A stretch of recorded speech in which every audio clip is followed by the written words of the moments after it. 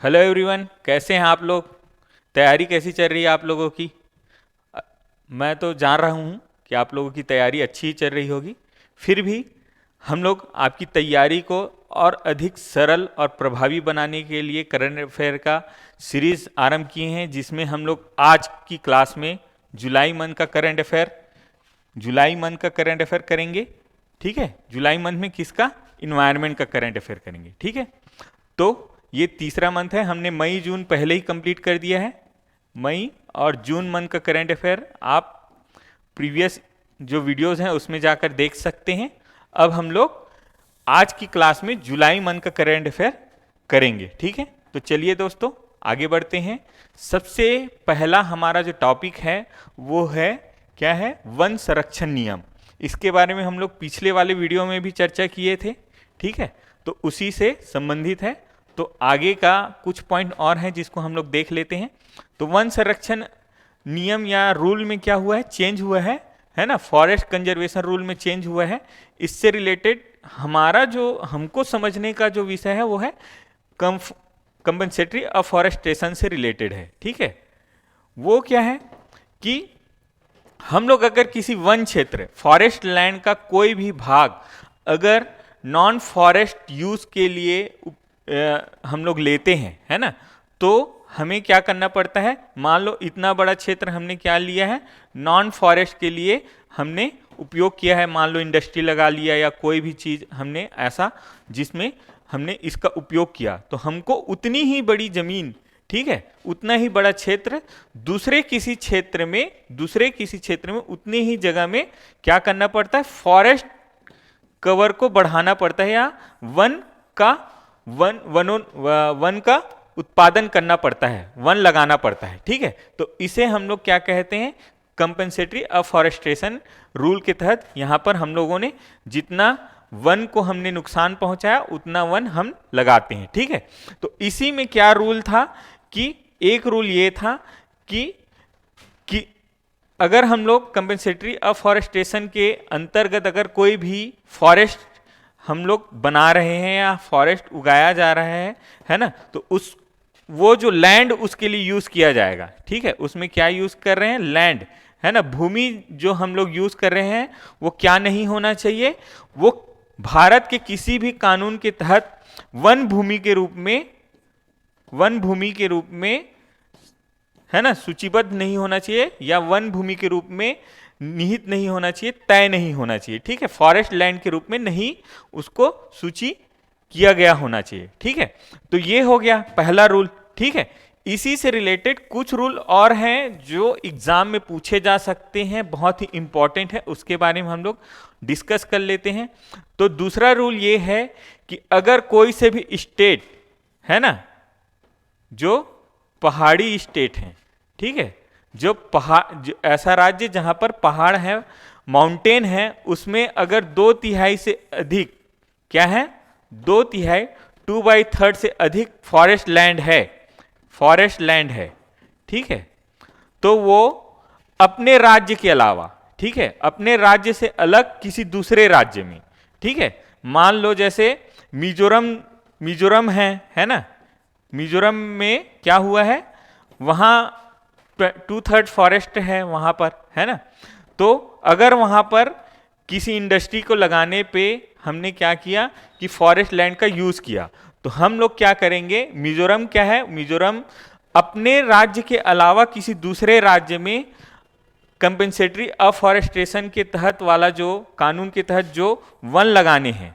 है ना, वो वन अपने राज्य के अलावा किसी दूसरे राज्य में भी उगाए जा सकते हैं, लगाए जा सकते हैं, ये ध्यान में रखिएगा। ठीक है, ये हो गया किनके लिए, उन राज्यों के लिए जहां पर माउंटेन है, जहां पर क्या है, पहाड़ है। अब दूसरे राज्य जो कि क्या है, मैदानी राज्य है, वहां पर क्या रूल है, वहां पर अगर 1/3 से अधिक पूरे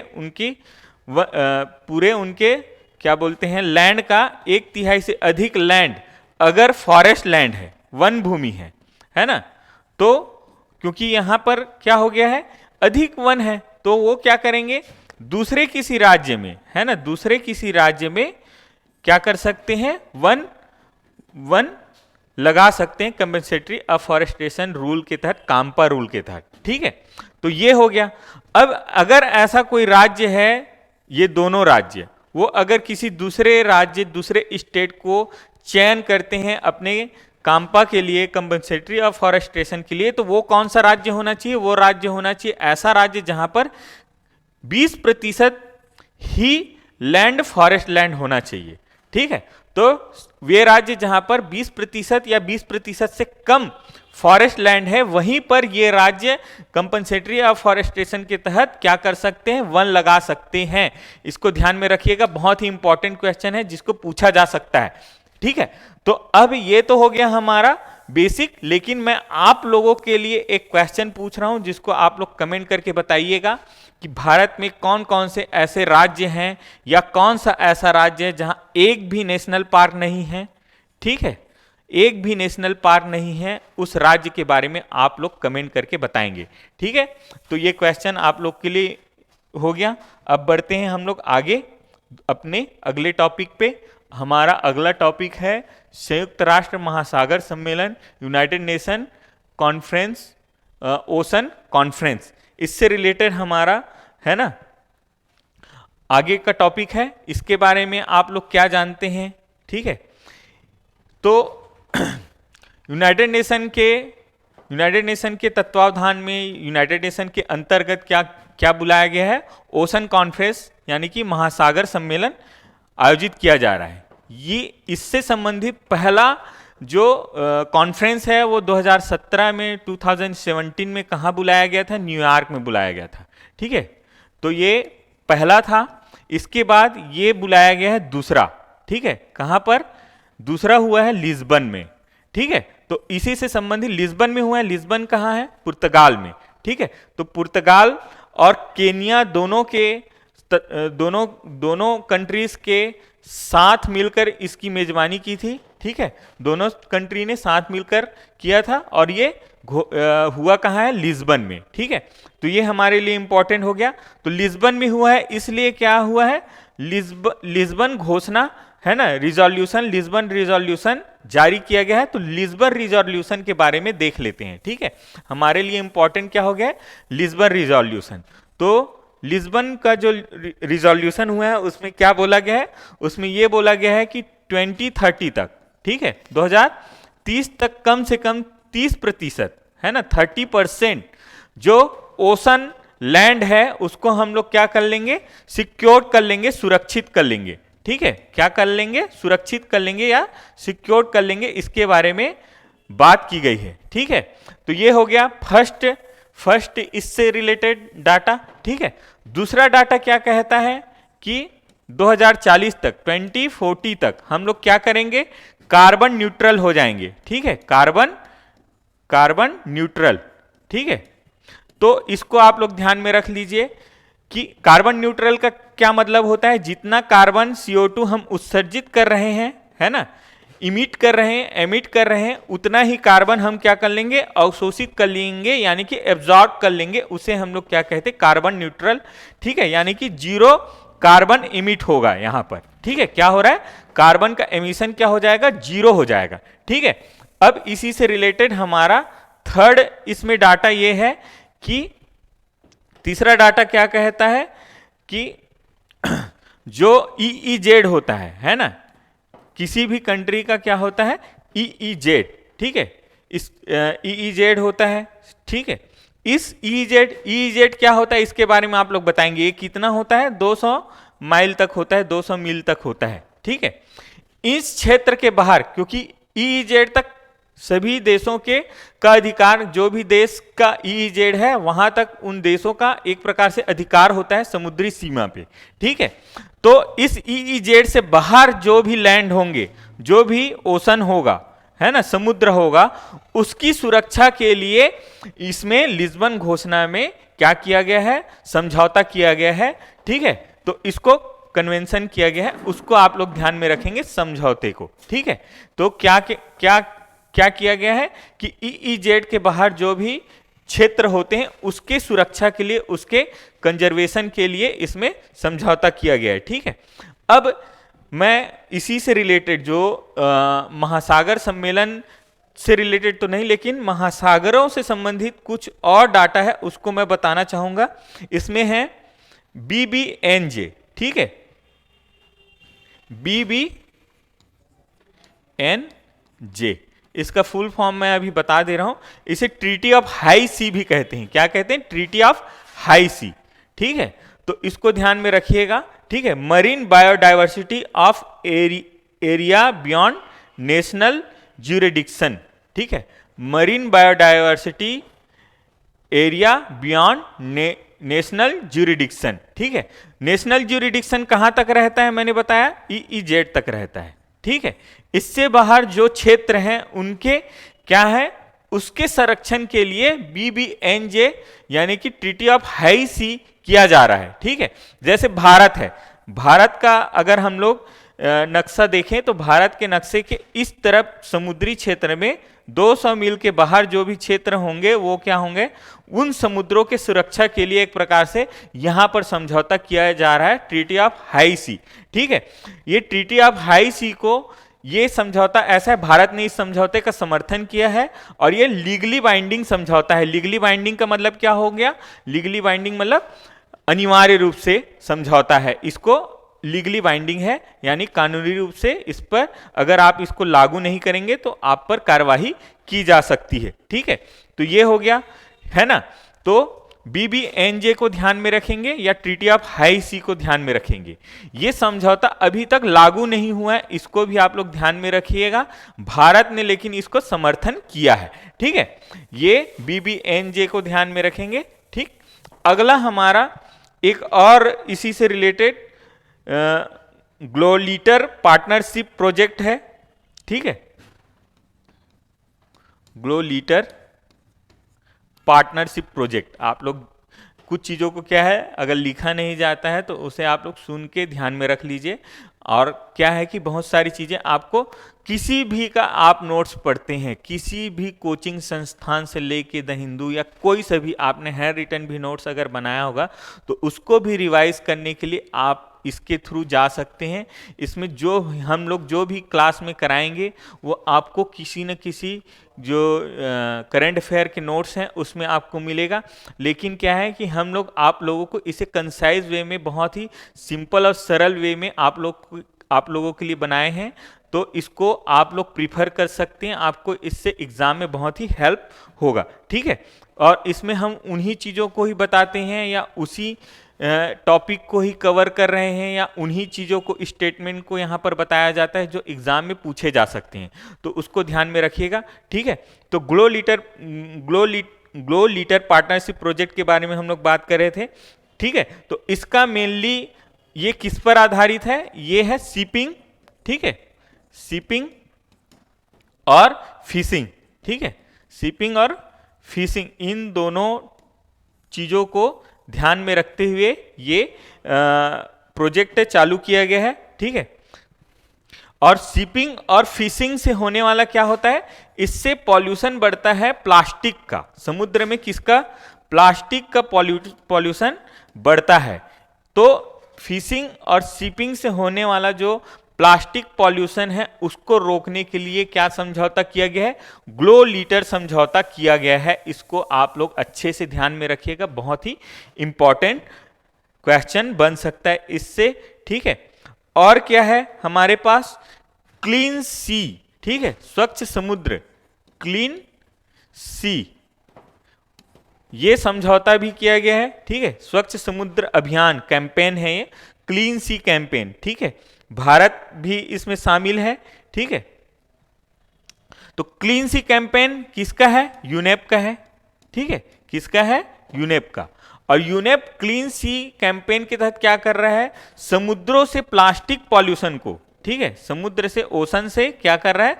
प्लास्टिक पॉल्यूशन को समाप्त करने के लिए या प्लास्टिक पॉल्यूशन को कम करने के लिए ये अभियान या कैंपेन आरंभ किया है। किसने किया है? यूनेप ने किया है। यूनाइटेड नेशन के संस्था है यूनेप, उसके द्वारा ये किया जा रहा है, ठीक है। तो इसमें इससे क्वेश्चन बन सकता है, इसको ध्यान में रखिएगा, ये बहुत ही इंपॉर्टेंट है, ठीक है। अब हम लोग चलते हैं अपने नेक्स्ट टॉपिक पे। हमारा नेक्स्ट टॉपिक है फ्रेंडली प्लास्टिक के बारे में, ठीक है, इन्वायरमेंट फ्रेंडली प्लास्टिक, ठीक। तो आप लोग बताइए कि इन्वायरमेंट फ्रेंडली प्लास्टिक का क्या मतलब है, ठीक है। हमने कल सिंगल यूज प्लास्टिक के बारे में पढ़ा था। भारत ने सिंगल यूज प्लास्टिक पे क्या किया है, इसके उपयोग पर प्रतिबंध लगाया है, बैन किया गया है, ठीक है। तो इसीलिए इन्वायरमेंट फ्रेंडली प्लास्टिक का कॉन्सेप्ट आया है, ठीक है। तो क्या है कि सिंगल यूज प्लास्टिक पे जब बैन लगा है तो इन्वायरमेंट फ्रेंडली प्लास्टिक के बारे में बात आरंभ हुई है, और प्लास्टिक से संबंधित रिसर्च या सिंगल यूज प्लास्टिक पे बैन लगाने के लिए जिसको जिम्मेदारी दी गई है, जिस संस्था को, जिस इंस्टीट्यूशन को, वो संस्था कौन है, नीति आयोग है, ठीक है। तो नीति आयोग को ये जिम्मेदारी गई है, इसको ध्यान में रखेंगे, है ना, ये क्वेश्चन पूछ सकता है। तो नीति आयोग ने ही क्या किया है कि ये इन्वायरमेंट फ्रेंडली प्लास्टिक के बारे में क्या किया गया है, रिपोर्ट जारी किया है, क्या किया है, रिपोर्ट जारी किया है। तो उसमें कुछ इन्वायरमेंट फ्रेंडली प्लास्टिक के बारे में बताया गया है। उसमें सबसे पहला है बायो प्लास्टिक, ठीक है, बायो प्लास्टिक। दूसरा है बायोडिग्रेडेबल प्लास्टिक, ठीक है, बायोडिग्रेडेबल प्लास्टिक, ठीक है। तीसरा है कंपोस्टेबल प्लास्टिक, ठीक है। और चौथा है ऑक्सोडिग्रेडेबल, ठीक है, ऑक्सोडिग्रेडेबल, ठीक, ऑक्सोडिग्रेडेबल प्लास्टिक। ये सारे प्लास्टिक कैसे हैं, इन्वायरमेंट फ्रेंडली प्लास्टिक होते हैं, ठीक है। तो बायो प्लास्टिक के बारे में मैं बता देता हूं। बायो प्लास्टिक का मतलब होता है ऐसा प्लास्टिक जो बायोमास से, ऐसा प्लास्टिक या ऐसा चीजें जो रिन्यूएबल बायोमास से बना हो, ठीक है, उसे हम लोग क्या कहते हैं, बायो प्लास्टिक, या जैविक तत्वों से बना हो। बायोमास मतलब जैव भार, ठीक है, बायोमास का मतलब क्या होता है, जैव भार। अगर जैव भार को हम लोग परिवर्तित करके प्लास्टिक में परिवर्तित करते हैं तो उसे हम लोग कहते हैं बायो प्लास्टिक, ठीक है। तो बायोमास से बना प्लास्टिक बायोप्लास्टिक हो गया। बायोडिग्रेडेबल प्लास्टिक और कंपोस्टेबल प्लास्टिक दोनों एक जैसे हैं, लेकिन ऐसा प्लास्टिक जो कंपोस्टेबल प्लास्टिक से अलग है और जो बायोडिग्रेडेबल है। बायोडिग्रेडेबल मतलब क्या हो गया कि आजकल ऐसे प्लास्टिक नहीं आ रहे जो बायोडिग्रेडेबल होते हैं, जिनको हम लोग क्या कर सकते हैं, जैव निम्नीकृत कर सकते हैं, उसे हम लोग क्या कहते हैं, बायोडिग्रेडेबल प्लास्टिक कहते हैं, ठीक है। और तीसरा है कंपोस्ट प्लास्टिक। ये दोनों लगभग एक जैसे। कंपोस्टेबल मतलब ऐसा जिसका खाद के रूप में जैसे खाद के रूप में जिसको परिवर्तित किया जा सके या कंपोस्ट किया जा सके, ठीक है, वो क्या हो गया, हमारा कंपोस्टेबल प्लास्टिक हो गया। इन तीनों के अलावा हमारे लिए इंपॉर्टेंट है ऑक्सोडिग्रेडेबल प्लास्टिक, ठीक है। इसमें क्या किया जाता है कि जो नॉर्मल जो प्लास्टिक है, ये नॉर्मल प्लास्टिक होता है, ठीक है। ऑक्सोडिग्रेडेबल का मतलब हो गया सामान्य जो प्लास्टिक है, उसमें क्या करते हैं हम लोग, कुछ एडिटिव्स मिलाते हैं, यानी कि कुछ उत्प्रेरक मिलाते हैं, एडिटिव्स उसको कहते हैं, है ना। उत्प्रेरक अगर हम लोग मिलाते हैं तो क्या हो जाएगा, उत्प्रेरक मिलने के कारण से जो सामान्य जो नॉर्मल जो प्लास्टिक है वो क्या हो जाता है, डिवाइड हो जाता है, टूट जाता है, ठीक है। और टूटने के कारण से छोटे छोटे कणों में वो टूट जाता है, छोटे छोटे पार्ट में वो डिवाइड हो जाता है, जिसके कारण से वो क्या हो सकता है, डिग्रेडेबल हो सकता है या इन्वायरमेंट फ्रेंडली हो जाता है। यानी क्या होता है कि बड़े बड़े अगर प्लास्टिक अगर बड़े स्वरूप में हो, बड़े कंडीशन में हो, बड़े रूप में हो, तो वो क्या करता है, इन्वायरमेंट को ज़्यादा नुकसान पहुंचाता है। इसलिए उसको हम लोग ऑक्सोडिग्रेडेबल यानी कि कुछ एडिटिव्स को मिला के हम लोग क्या करते हैं, उसको छोटे छोटे अंगों में या छोटे छोटे भागों में डिवाइड कर देते हैं, जिससे क्या हो जाता है, वो इन्वायरमेंट को बहुत ज़्यादा नुकसान नहीं पहुंचाता है, ठीक है। तो ये इन्वायरमेंट फ्रेंडली प्लास्टिक है, ऑक्सोडिग्रेडेबल प्लास्टिक। लेकिन वो क्या है, डिग्रेडेबल नहीं है, ठीक है। वो पूर्ण रूप से जैविक रूप से निम्नीकृत नहीं हो रहा है, उसको ध्यान में रखिएगा ऑक्सोडिग्रेडेबल प्लास्टिक के बारे में, ठीक है। अगर एग्जाम में पूछता है तो उसके बारे में ध्यान में रखेंगे, ठीक है।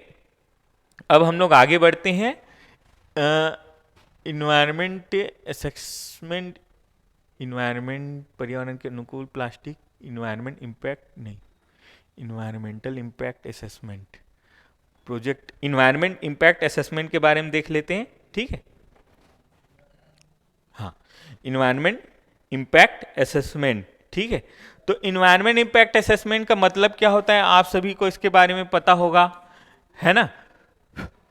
आप सभी को इसके बारे में पता होगा, इन्वायरमेंट इम्पैक्ट असेसमेंट के बारे में क्या होता है बताइए। तो इन्वायरमेंट, कमेंट करिए, इन्वायरमेंट इम्पैक्ट असेसमेंट EIA, ठीक है, कब आया भारत में, आप लोग कमेंट करिए, तब तक मैं ये बता रहा हूं कि कब आया भारत में, कौन से कानून के तहत इसको लाया गया। तो 1986 के पर्यावरण संरक्षण अधिनियम, इन्वायरमेंट प्रोटेक्शन एक्ट के तहत क्या है, कानून लाया गया इन्वायरमेंट इम्पैक्ट असेसमेंट का। कब लाया गया, 1992 में, ठीक है। तो इन्वायरमेंट इम्पैक्ट असेसमेंट ये होता क्या है कि कोई भी प्रोजेक्ट है, कोई भी योजना है ना, बड़े बड़े योजनाएं होती हैं बहुत सारी, उन सभी प्रोजेक्ट का इन्वायरमेंट पे पड़ने वाले प्रभाव को इसमें आकलित किया जाता है, ठीक है। तो उसे हम लोग क्या कहते हैं, इन्वायरमेंट इम्पैक्ट असेसमेंट कहते हैं। और जब तक इन्वायरमेंट इम्पैक्ट असेसमेंट नहीं कर लिया जाता है किसी भी प्रोजेक्ट के संदर्भ में, तब तक उस प्रोजेक्ट को पर्यावरण की मंजूरी नहीं मिलती है, अनुमति नहीं मिलती है, ठीक है। तो इसी से रिलेटेड क्या हुआ है, अभी कुछ चेंजेस किए गए हैं, इसलिए ये क्या हो गया है, इंपॉर्टेंट हो गया है, ठीक है। तो इससे रिलेटेड क्या चेंजेस किए गए हैं उसके बारे में हम लोग देख लेते हैं, ठीक है। इन्वायरमेंट इम्पैक्ट असेसमेंट पे चेंज किया गया है, ठीक है। तो उसको हम लोग देखते हैं।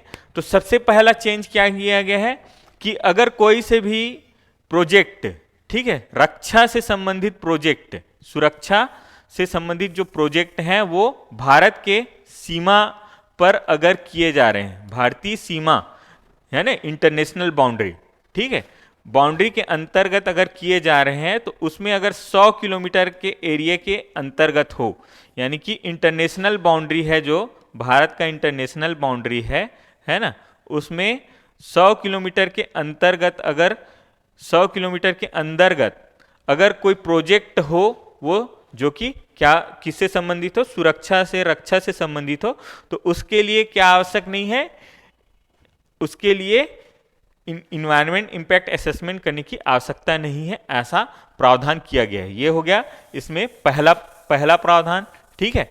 ये इंपॉर्टेंट है, जिसको पूछ सकता है, ठीक है, ये तो आप लोग कर लोगे। दूसरा प्रावधान क्या है, या दूसरा इसमें चेंज क्या किया गया है कि अगर कोई से भी प्रोजेक्ट है ना, वो कोई से भी प्रोजेक्ट थर्मल पावर प्लांट से रिलेटेड है और वो अगर 15 मेगावाट से छोटा है, ठीक है, कितना है, 15 मेगावाट से छोटा अगर प्रोजेक्ट है, तो उसके लिए भी क्या आवश्यक नहीं है, उसके लिए भी इन्वायरमेंट इम्पैक्ट असेसमेंट की आवश्यकता नहीं है, ठीक है। ऐसे ही क्या किया गया है कि टोल प्लाजा, आप सभी लोग टोल प्लाजा को जानते होंगे, है ना, टोल जो टोल कलेक्ट करते हैं वहाँ हाईवेज वगैरह में, अगर टोल प्लाजा को चौड़ीकरण की आवश्यकता पड़ रही है, अपने क्षेत्र में विस्तार करने की आवश्यकता पड़ रही है, तो उसे भी EIA के तहत इन्वायरमेंट इम्पैक्ट असेसमेंट करने की आवश्यकता नहीं है उनको भी, ठीक है। ऐसे ही क्या क्या प्रावधान किया गया है, ठीक है, कि ऐसा ही एक प्रावधान किया गया है, अगर कोई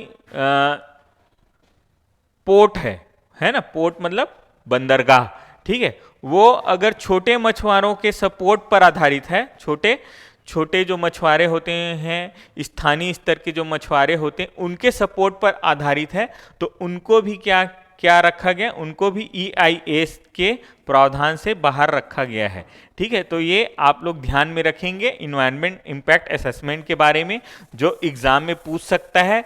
तो अब हम लोग चलते हैं अपने अगले टॉपिक पे। हमारा अगला टॉपिक है, किस पर है, प्रोजेक्ट टाइगर से रिलेटेड है, ठीक है। तो प्रोजेक्ट टाइगर बहुत ही इंपॉर्टेंट टॉपिक है और ये आप लोगों को पूछा जा सकता है, ठीक है। तो इसको आप लोग ध्यान में रखिएगा। प्रोजेक्ट टाइगर कब स्टार्ट किया गया था बताइए। प्रोजेक्ट टाइगर आरंभ किया गया था 1973 में, 1973 में।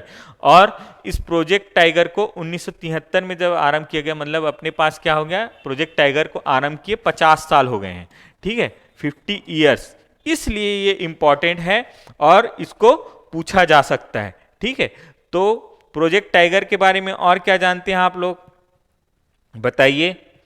प्रोजेक्ट टाइगर के बारे में बहुत कुछ नहीं जानते होंगे, तो एक चीज ध्यान में रखिए कि पहला प्रोजेक्ट टाइगर के तहत पहला जो हमने स्थान चुना था वो कौन सा स्थान था, कार्बेट नेशनल पार्क। ठीक है, क्या था, कार्बेट नेशनल पार्क। ये कहाँ स्थित है इसके बारे में आप लोग कमेंट करके बताएंगे। ठीक है, तो कार्बेट नेशनल पार्क ठीक कौन से राज्य में है, कौन से स्थान में, इसको आप लोग बताइए। ठीक है, और हम लोग 1973 के बारे में क्या जानते हैं, इसके बारे में, प्रोजेक्ट टाइगर के बारे में क्या जानते हैं, तो इसके संरक्षण के लिए या प्रोजेक्ट टाइगर के जो भी स्थान है उसके मैनेजमेंट के लिए एक कमेटी बनाई गई है जिसे हम लोग क्या कहते हैं, NTCA, national tiger conservation authority यानी प्राधिकरण बनाया गया है। ठीक है, ये प्राधिकरण कब बनाया गया, ठीक है, तो ये प्राधिकरण बनाया गया 2006 में। ये 1972 में या 1973 में नहीं, 1973 से नहीं बना है, ध्यान में रखिएगा। ये कब बना है, 2006 में। प्रोजेक्ट टाइगर 1973 में जब आरंभ किया गया तब ये संस्था नहीं था, ये 2006 में बनाया गया। अब NTCA इंपॉर्टेंट हो जाता है, इसके बारे में आप लोग अच्छे से पढ़ लीजिएगा। आपके स्टैटिक पोर्शन में, इन्वायरमेंट के स्टैटिक पोर्शन में इसको बहुत अच्छे से दिया गया है। जैसे यही जो है, इसके अनुमति से कोई भी राज्य क्या है, टाइगर जो प्रोजेक्ट घोषित जो क्षेत्र होते हैं उसके बाउंड्रीज आदि में चेंज करते हैं। इन सब के बारे में आप लोग ध्यान में रखिएगा। जैसे बाघों की जो गणना है उसके लिए जो प्रावधान बनाने हैं वो भी NTCA ही बनाता है। जैसे इसके लिए एम स्ट्रिप के बारे में पूछा था, आप लोग को ध्यान में होगा, पहले पूछ चुका है। तो एम स्ट्रिप को अपनाना है ना, पग मार्किंग को अपनाना है, या कैमरा के माध्यम से कैप्चरिंग को अपनाना है। इन सब चीज़ों का जो बाघ की गणना में जो प्रावधान उपयोग किए जाते हैं उसके संदर्भ में NTCA ही निर्णय लेता है। तो इन सब चीज़ों को आप लोग ध्यान में रखिएगा। ठीक है, और बाघ से या टाइगर से रिलेटेड कुछ डाटा हम लोग ध्यान में रख लेते हैं। तो भारत में पूरे विश्व का कितना % टाइगर है, 70% से अधिक टाइगर भारत में है। ठीक है, इसको ध्यान में रखिएगा। ठीक, और भारत में सबसे ज़्यादा टाइगर कहाँ हैं जो अभी गणना हुई है उसके आधार पर मध्य प्रदेश में है, इसको आप लोग ध्यान में रख लीजिए। ठीक है, और हम लोग के लिए जानने के लिए क्या है, हम लोग के लिए ये है कि T×2, ठीक है, टाइगर×2, टाइगर की जनसंख्या को डबल करने के लिए प्रोजेक्ट चालू किया गया था वैश्विक स्तर पर। इसको 4 साल में टाइगर की संख्या को डबल करना था। ठीक है, प्रत्येक कंट्रीज को, सभी कंट्रीज को जहां जहां टाइगर पाए जाते हैं वहां। तो भारत ने इस टाइगर T×2 का जो प्रोजेक्ट था उसको 4 साल पूरा होने से पहले ही प्राप्त कर लिया था। ठीक है, ये आप लोगों को जो है टाइगर सेंसस जो हुआ था उसमें आप लोगों ने पढ़ा होगा। ठीक है, तो अब आगे बढ़ते हैं हम लोग, प्रोजेक्ट टाइगर से आगे बढ़ते हैं। अब हमारा अगला टॉपिक है IPBES। ठीक है, IPBES इससे रिलेटेड है। ये क्या है, इन्होंने असेसमेंट रिपोर्ट जारी किया है, किस चीज के लिए, sustainable use of wild species. ठीक है, जो जंगली पशु हैं, है ना, या जंगली जीव हैं, उनके सतत यूज के लिए, सस्टेनेबल यूज। ठीक है, सस्टेनेबल यूज के लिए क्या कि इसके लिए रिपोर्ट कौन जारी करता है, IPBES जारी करता है। ठीक है, तो ये ध्यान में रखिएगा, इसमें और कुछ हमें जानने का आवश्यकता नहीं है। अब हम लोग आगे बढ़ते हैं। ठीक है, ozone hole over the tropics, इसके बारे में पढ़ लेते हैं। क्या हुआ है, ओजोन छिद्र। ठीक है, ओजोन बहुत इंपॉर्टेंट है इस बार। ठीक है, क्यों इंपॉर्टेंट है, क्योंकि ये बहुत समय से अभी इससे रिलेटेड टॉपिक को पूछा नहीं है, तो ये इम्पॉर्टेंट है। और करंट अफेयर में भी इसके जो प्रोजेक्ट हैं वो उनको बहुत इम्पॉर्टेंट दिया जा रहा है, तो इसलिए भी। ठीक है, तो ओजोन होल जो है ठीक, हम लोग देख लेते हैं पहले ओजोन। ओजोन होल क्यों पैदा होते हैं? ओडीएस के कारण से, ओजोन डिप्लीटिंग सब्सटेंस के कारण से क्या होते हैं? ओजोन होल बनते हैं। ठीक है, सामान्यतः ओजोन होल अर्थ के पोलर रीजन में ही पाए जाते हैं, पोलर रीजन में ही इस प्रकार के ओजोन होल बनते हैं। ठीक है, कहाँ बनते हैं? पोलर रीजन में। ठीक, लेकिन अभी जो ओजोन होल पाया गया है वो कहाँ पाया गया है? ट्रॉपिक वाले रीजन में, है ना, यानी कि इस वाले रीजन में पाया गया है। ठीक है, तो ये इसलिए करंट अफेयर में इंपॉर्टेंट रहा है। ठीक है, तो अब हम लोगों को ओजोन लेयर से रिलेटेड कुछ क्वेश्चन हैं जिसको हम लोग देख लेते हैं। तो ओजोन डिप्लीटिंग सब्सटेंस रिलेटेड पहला जो समझौता, इंटरनेशनल जो समझौता हुआ है, कन्वेंशन जो हुआ है, वो क्या है? कौन सा है? वियना। ठीक है, कौन सा है? Vienna convention. ठीक है, आप लोगों को ये पता होगा। कब हुआ था? कब हुआ था बताइए, कब हुआ है? 1985 में। ठीक है, कब हुआ है ये कन्वेंशन? वियना कन्वेंशन कब हुआ है?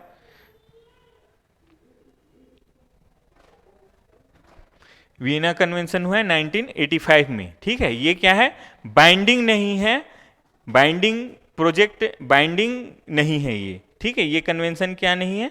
बाइंडिंग नहीं है, इसको ध्यान में रखेंगे। ठीक है, अब हम लोग आगे बढ़ते हैं।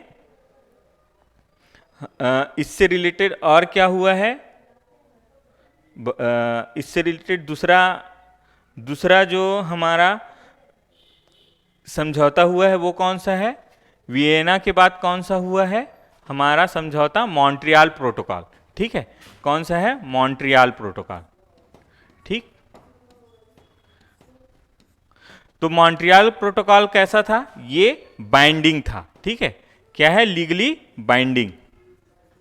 ठीक है, तो जो भी कंट्री इसको साइन की हैं उनको ये मानना अनिवार्य है, इसको लागू करना अनिवार्य है। इसी पर आगे क्या होता है? किगाली समझौता होता है। ठीक है, इसी पर आगे क्या होता है? किगाली समझौता, ये भी बाइंडिंग है। अब इसमें क्या हुआ है? मॉन्ट्रियल प्रोटोकॉल में क्या हुआ था कि ओजोन डिप्लीटिंग सब्सटेंस हैं, ओडीएस जो गैसें हैं, उसको बाहर करने के लिए ये समझौता किया गया। लेकिन क्या हो रहा था कि ओजोन डिप्लीटिंग सब्सटेंस जैसे सीएफसी, है ना, इन सब को हटाने के लिए जिस गैस को उपयोग किया जा रहा था वो क्या था? HFC। ठीक है, क्या था? हाइड्रोफ्लोरोकार्बन। ठीक है, HFC। ठीक, लेकिन अब ये क्या है? HFC क्या था? ये एक ऐसा गैस था जो कि क्या कर रहा था? जलवायु परिवर्तन, क्लाइमेट चेंज में प्रभावी था। ठीक है, वैश्विक तापन, ग्लोबल वार्मिंग का एक बड़ा कारण क्या था? ग्लोबल वार्मिंग का वो था HFC। इसलिए किगाली समझौते में क्या किया गया? इसको भी हटाकर कोई दूसरे गैस को उपयोग करने के लिए समझौता किया गया। अब कौन सा गैस उपयोग किया जा रहा है उसके बारे में आप लोग बताएंगे कमेंट करके। ठीक है, क्योंकि ये स्टैटिक पोर्शन का क्वेश्चन है। ठीक, लेकिन मैं इससे और इसमें आप लोग को एक चीज बताना चाहूंगा कि क्या हुआ है कि किगाली समझौते में HFC को भी क्या कर दिया गया है? मॉन्ट्रियल प्रोटोकॉल के गैसों में शामिल कर दिया गया है। तो यूएन का, या यूएन बोलता हूं, मॉन्ट्रियल प्रोटोकॉल के बारे में जब आप लोग खोलेंगे इंटरनेट में तो HFC को भी ओडीएस के रूप में वहां पर कभी कभी कंफ्यूजन में लिख दिया जाता है, HFC को भी क्या? ओजोन डिप्लीटिंग सब्सटेंस के रूप में। लेकिन HFC ओजोन डिप्लीटिंग सब्सटेंस नहीं है, या जो है ओजोन को नुकसान पहुंचाने वाला गैस नहीं है। इसको आप लोग ध्यान में रखिएगा। बहुत सारे कोचिंग संस्थानों में इस टाइप के नोट्स दिए हुए हैं, वहां पर कंफ्यूजन क्रिएट होता है क्योंकि जो इंस्टीट्यूट हैं वो प्रॉपर इसका रिसर्च नहीं करे रहते हैं, इसके कारण से प्रॉब्लम होता है। ठीक है, अब हम लोग आगे बढ़ते हैं। अगला हमारा टॉपिक है ऑफशोर विंड एनर्जी के बारे में। ठीक है, तो देखिए ये ऑफशोर विंड एनर्जी, ठीक, हमारे पास दो टाइप के विंड एनर्जी होते हैं, एक इनशोर, ठीक है, और दूसरा है ऑफशोर। तो इनशोर ऑफशोर का मतलब क्या है? एक तटीय और दूसरा हो गया अपतटीय। ठीक है। तो जैसे कोई लैंड है, जैसे ये भारत का नक्शा समझ लीजिए, भारत का लैंड है ना, इंडियन लैंड, ठीक है। तो यहाँ पर अगर हम लोग क्या करें कि लैंड से अगर हम लोग समुद्र की ओर जाएं, ठीक है, क्या कर रहे हैं हम लोग, लैंड से यानी कि भूमि से अगर हम लोग समुद्र की ओर, ओशन की ओर जाएं, तो जो हम लोग क्या कर रहे हैं, इससे तट से दूर जा रहे हैं, तो वो क्या कहलाएगा, ऑफशोर, ठीक है। और अगर हम लोग तट से अंदर की ओर जाएं, भूमि की ओर जाएं, ठीक है, तो वो क्या कहलाएगा, इनशोर, ठीक है। तो अपतटीय, ठीक है, यानी कि भूमि से बाहर की ओर जो पवन ऊर्जा के निर्माण के लिए क्या किया गया है, इसको बढ़ावा देने के लिए सरकार द्वारा प्रयास किया जा रहा है, इसको आप लोग ध्यान में रखेंगे, ठीक है। अब इसी से रिलेटेड कुछ हम लोग डाटा देख लेते हैं जो कि इंपॉर्टेंट है। ऑफशोर और इनशोर समझ में आ गया आप सभी को, ठीक है। ये देखिए, ये कहाँ है, ये समुद्र में बना हुआ दिख रहा है, नहीं है ना, तो ये क्या हो गया, ऑफशोर हो गया, ठीक है। अगर इसको लैंड की तरफ बनाया जाता तो इनशोर कहलाता, ठीक है। 2015 में भारत सरकार ने इसके लिए एक्ट पारित किया गया है, किसको बढ़ावा देने के लिए, ऑफशोर विंड एनर्जी को बढ़ावा देने के लिए, ठीक है। अब कुछ डाटा देख लेते हैं, उसमें आप लोग ये बताइए कि सबसे ज्यादा, ठीक है, अभी विंड एनर्जी का प्रोडक्शन है ना, विंड एनर्जी का सबसे ज्यादा प्रोडक्शन कौन सा स्टेट करता है, ठीक है। पहला क्वेश्चन, विंड एनर्जी का प्रोडक्शन सबसे ज्यादा कौन सा स्टेट करता है, ठीक है। दूसरा क्वेश्चन ये है कि कौन सा स्टेट है जिसके पास सर्वाधिक क्षमता है विंड एनर्जी के प्रोडक्शन के लिए, किसके पास सर्वाधिक क्षमता है विंड एनर्जी के प्रोडक्शन के लिए, ठीक है। ये दो क्वेश्चन हो गए। और तीसरा क्वेश्चन आप लोग ये बताइए कि अगर कोई विंड एनर्जी जनरेशन हम लोग बनाते हैं, तो उसको हम लोग इसके जो विंड एनर्जी के ये जो है ना पंखे हैं, है ना, विंड एनर्जी जनरेशन करने वाला जो विंड ये पंखे हैं, है ना, इसकी लंबाई में अगर वृद्धि करते हैं, है ना, तो ठीक है, अगर लंबाई में वृद्धि करते हैं तो कितना एनर्जी में कितनी की वृद्धि होगी, ठीक है। ये 3 क्वेश्चन हैं जिसके आप लोग कमेंट करिए। और एक क्वेश्चन मैं और पूछ रहा हूं कि भारत या कोई भी कंट्री में विंड ऑफशोर एनर्जी जनरेशन को क्यों इंपॉर्टेंस दिया जाता है, ठीक है, क्यों हम लोग लैंड एनर्जी जनरेशन या विंड एनर्जी को लैंड में हम लोग उत्पादन को बढ़ावा नहीं देते हैं। ये 4 क्वेश्चन हैं, ठीक है। मैं धीरे धीरे इसके आंसर्स बता रहा हूं, ठीक है। पहले क्वेश्चन क्या था, विंड एनर्जी का अभी सर्वाधिक रूप से विंड एनर्जी कौन बना रहा है, तो वो है तमिलनाडु। कौन सा स्टेट बना रहा है, तमिलनाडु, ठीक है। दूसरा क्या क्वेश्चन था कि विंड एनर्जी प्रोडक्शन के लिए सबसे ज्यादा क्षमता किसके पास है, तो वो है गुजरात के पास, ठीक है। गुजरात के पास सर्वाधिक क्षमता है, कैपेबिलिटी है विंड एनर्जी जनरेशन के लिए। थर्ड क्वेश्चन क्या था कि अगर हम लोग विंड एनर्जी के जनरेशन के लिए जो पंखे होते हैं ये, है ना, इसकी लंबाई में अगर हम लोग वृद्धि करते हैं तो हमारे एनर्जी जनरेशन में 2 गुने की, जितना हम लोग इसकी लंबाई में वृद्धि करेंगे उस, है ना, उतना ही क्या हो जाएगा, विंड एनर्जी जनरेशन में भी वृद्धि होगी। तो ये डबल वृद्धि होती है, डबल मतलब 2 गुना हो जाता है, ठीक है। तो इसको ध्यान में रखेंगे। और चौथा क्वेश्चन था कि हम लोग ऑफशोर को क्यों बढ़ावा दे रहे हैं, विंड एनर्जी जनरेशन में ऑफशोर को क्यों बढ़ावा दे रहे हैं। ऑफशोर के बारे में आप लोग को मैं एक चीज और बता देता हूं कि ऑफशोर अगर हम लोग विंड एनर्जी प्रोडक्शन करते हैं तो वो महंगा होता है, अधिक कॉस्टली होता है, ठीक है।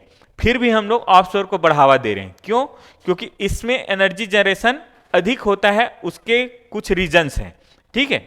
उसका रीजन ये है कि यहाँ पर जो विंड चलता है उसकी स्पीड क्या होती है, अधिक होती है। जितनी ज़्यादा स्पीड होगी उतना एनर्जी जनरेशन क्या होगा, अधिक होगा, ठीक है। तो स्पीड अधिक होती है, पहला चीज।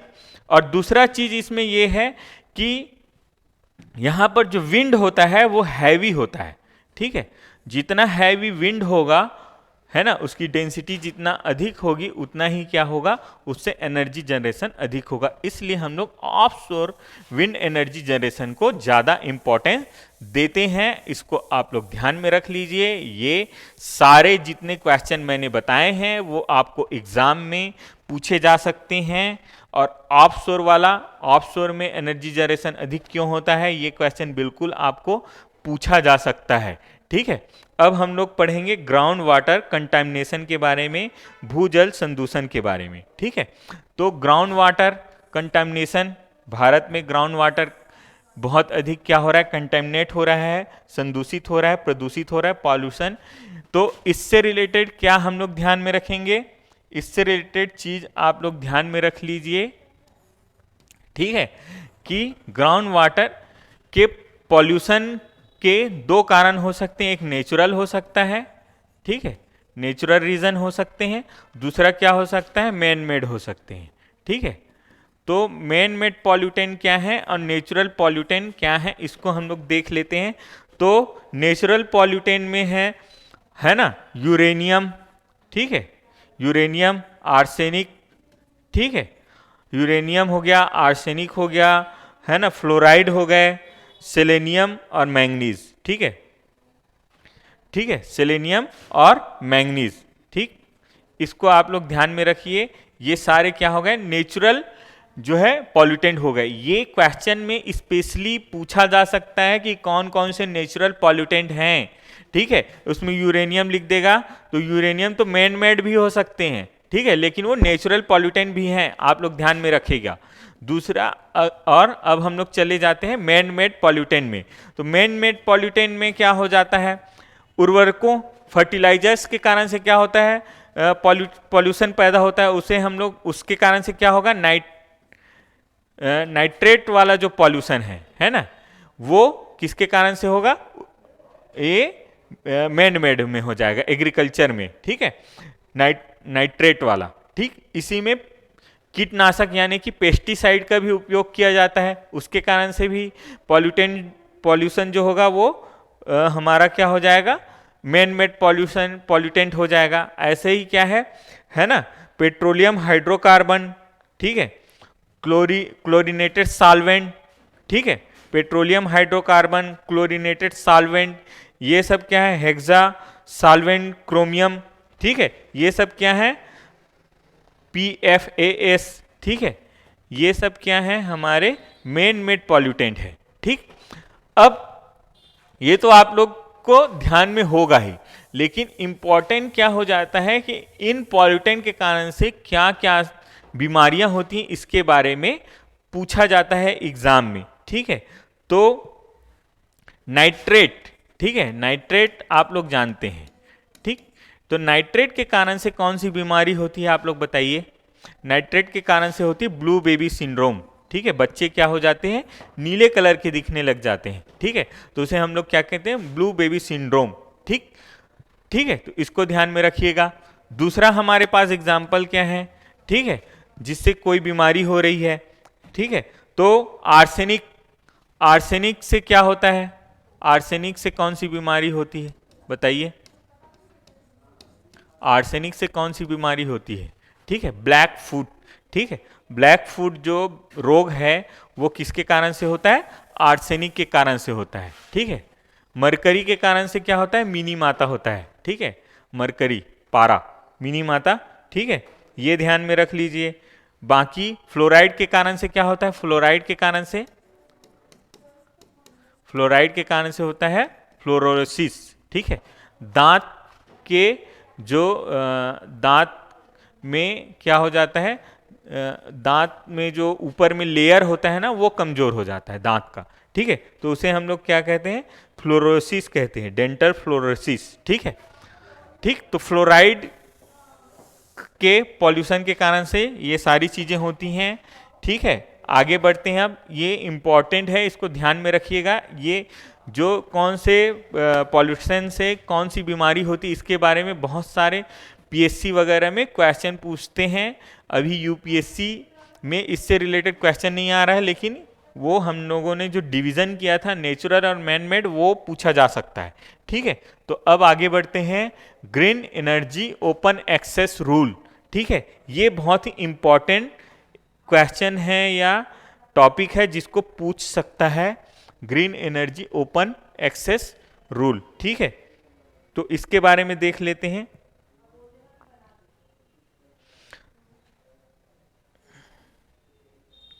Green energy open access rule.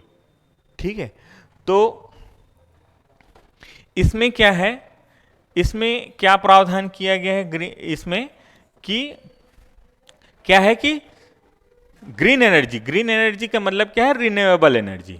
तो रिन्यूएबल एनर्जी तक सभी की पहुंच को बढ़ाने के लिए क्या किया गया है, green energy open access rule लाया गया है। ठीक है, तो इसमें क्या होता था कि पहले कोई भी जो छोटे उत्पादक हैं, प्रोड्यूसर हैं, वो क्या है, वो रिन्यूएबल एनर्जी प्रोडक्शन तक पहुंच नहीं पाते थे, उनको उनके खरीदने की अनुमति नहीं होती थी। तो अब इसमें क्या कर दिया गया, पहले क्या था कि ओपन एक्सेस रूल में क्या किया गया था, 1 मेगावाट तक जिनका जो 1 मेगावाट तक का खरीद, कोई भी 1 मेगावाट या उससे अधिक के एनर्जी को ही कोई खरीद सकता था। अब इसको क्या कर दिया गया है, 100 किलोवाट के दायरे तक ले आया गया है। यानी कि 100 किलोवाट से अधिक, है ना, किसी को अगर एनर्जी की जरूरत हो तो वो कहां से खरीद सकता है, वो ग्रीन या रिन्यूएबल एनर्जी को खरीद सकता है। ठीक है, तो ये प्रावधान किए गए हैं। यानी कि अगर आपके घर में कंजप्शन 100 किलोवाट तक का हो तो आप खरीद सकते हैं रिन्यूएबल एनर्जी को। ठीक है, इसी पर एक रिन्यूएबल परचेस ऑब्लिगेशन के बारे में मैं बताना चाहूँगा, इससे रिलेटेड क्वेश्चन है और ये पूछा जा सकता है, रिन्यूएबल परचेस ऑब्लिगेशन। ठीक है, ठीक है, नवीकरणीय ऊर्जा खरीद दायित्व। ठीक है, ये क्या होता है, नवीकरणीय ऊर्जा खरीद दायित्व। इसमें क्या है कि सरकार गारंटी लेती है, सरकार क्या लेती है, गारंटी लेती है किसी भी रिन्यूएबल एनर्जी का जो प्रोडक्शन हुआ है उस एनर्जी को खरीदने के लिए सरकार क्या करती है, गारंटी देती है।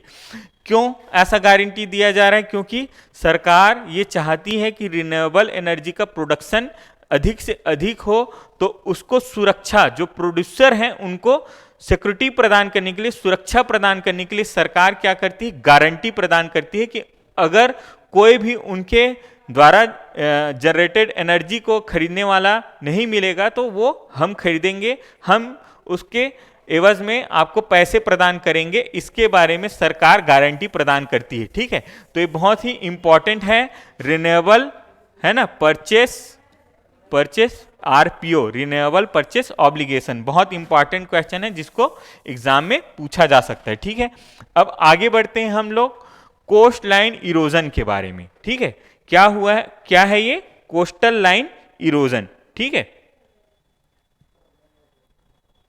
कोस्टल तट रेखा इरोजन के बारे में। ठीक है, तो क्या हुआ है कि अभी ग्लोबल वार्मिंग हो रहा है ना, ग्लोबल वार्मिंग के कारण से क्या हो रहा है कि समुद्रों के जो लेवल है, समुद्र का जो स्तर है ना, जल स्तर, उसमें क्या हो रही है, वृद्धि हो रही है। तो समुद्रों के जल स्तर में वृद्धि होने के कारण से कोस्ट क्या हो रहे हैं, इरोजन हो रहा है, उनका जो है अपर्दन हो रहा है। ठीक है, तो इसी को ध्यान में रखते हुए, ठीक है, एक संस्था है INC, क्या है, INCOS। ठीक है, INCOIS। ठीक है, यहां पर आई भी है, ये संस्था है। इस संस्था का पूरा नाम क्या है, Indian national coast line for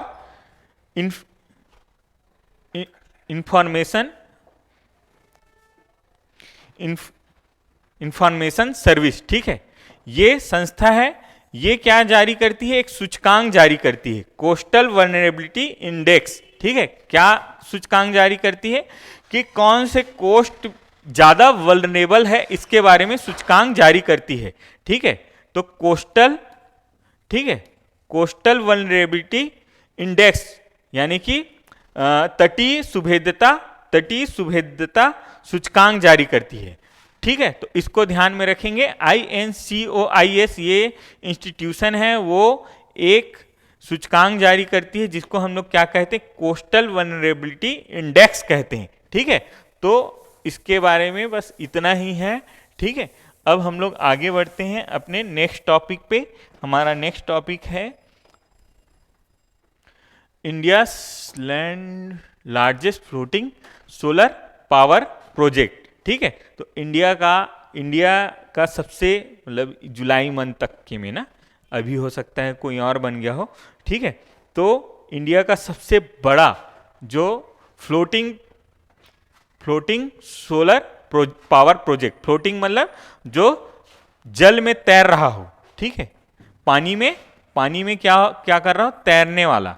ठीक है, तैरता हुआ जो प्रोजेक्ट है वो कौन से राज्य में स्थापित किया गया है, कहाँ, तेलंगाना में स्थापित किया गया है। तेलंगाना के कौन से स्थान में, रामागुंडा। ठीक है, रामागुंडा जो ये स्थान है, यहाँ पर ये प्रोजेक्ट स्थापित किया गया है। ठीक है, तो ये आप लोग ध्यान में रखिएगा, हो सकता है किसी प्रीलिम्स, PSC के प्रीलिम्स में इसको पूछ ले। ठीक है, तो हमारा यहाँ पर जुलाई मंथ का करंट अफेयर कंप्लीट होता है। ठीक है, कौन से मंथ का करंट अफेयर कंप्लीट हुआ है, जुलाई का। ठीक है, कल या नेक्स्ट वीडियो में हम लोग अगस्त मंथ का हम लोग करंट अफेयर करेंगे, जिसमें अगस्त मंथ का कौन सा, इन्वायरमेंट का करंट अफेयर करेंगे। ठीक है, तो ये ध्यान में रखिएगा।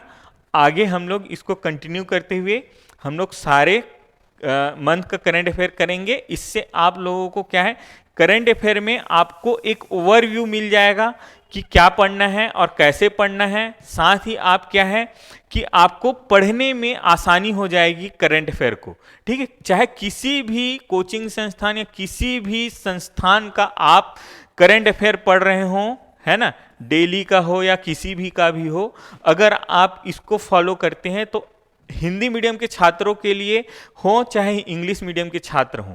ठीक है, इंग्लिश मीडियम के छात्रों के लिए क्या है, बहुत सारे इंस्टीट्यूशन द्वारा करंट अफेयर प्रोवाइड किया जाता है ना, बहुत सारे संस्थान जो है करंट अफेयर के क्लासेस प्रोवाइड करते हैं। लेकिन हिंदी मीडियम के छात्रों के लिए प्रॉपर कोई अच्छा सा सही सा करंट अफेयर प्रोवाइड नहीं करता है। उसके लिए आप अगर इसको फॉलो करते हैं तो आपको इसमें बहुत ही ज़्यादा हेल्प मिलेगा और आप लोगों के लिए एग्ज़ाम बहुत ही आसान और सरल हो जाएगा। अगर आप लोग इसको फॉलो करते हुए करंट अफेयर को तैयार करते हैं तो करंट अफेयर आपसे बहुत ही जल्द और आसानी से तैयार हो जाएगा, जिससे आप लोगों को एग्ज़ाम में जल्द से जल्द चीज़ों को कवर करने में आसानी होगी। ठीक है, एग्ज़ाम के टाइम में चीज़ों को अच्छे से कवर करने में आसानी होगी। ठीक है दोस्तों, तो मिलते हैं हम लोग अपने नेक्स्ट वीडियो में नेक्स्ट टॉपिक के साथ, नेक्स्ट मंथ के करंट अफेयर के साथ। तब तक के लिए धन्यवाद। ठीक है।